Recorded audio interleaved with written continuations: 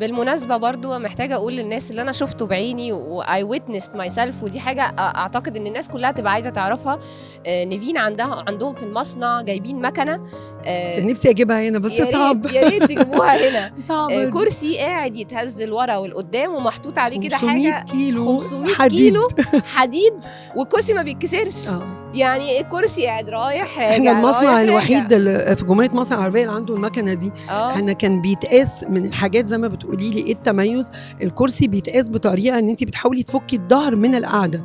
فبنحط ال 500 كيلو ده على القعدة وبيتهز بطريقة معينة عشان نضمن اللي بيرجع لورا بالكرسي او اللي بيحركه عمره ما هيتكسر. لا، وعايزه اقول لك برضو يا نيفين ان انتوا الاكسبيرينس بتاعت ان حد يروح لكم المصنع ان اتسلف ملهمه. يعني كفايه الكرسي اللي انتوا عاملينه كله مسامير اللي انا قعدت عليه ده. ما هو ده ازاي بنقيس التراست بقى بتاعت العملاء؟ أيوة. ان يتعمل كرسي بمسامير في كل يعني الكرسي بالايد اتعمل كم مسمار؟ 1000 مسمار كتير بس كل مسمار مدقوق فيه بهايت واحد، ان لو اي حد قعد عليه ما يتعورش. يعني معمول بسيفتي وتراست مش طبيعي. ده قاعد عليه شخصيات كتيره بره وجوه قاعدوا بصي تو تراست مي يو هاف تو، فخلاص يعني بقى كله معروف الكرسي ده. يعني كل الكلاينتس بتاعتكم اكيد بتابريشيت، واكيد ان هم بيعتمدوا على اسم البراند. خلاص انا بشتري من موبل الشرق ومش محتاج ان حد يطمني، في ثقه.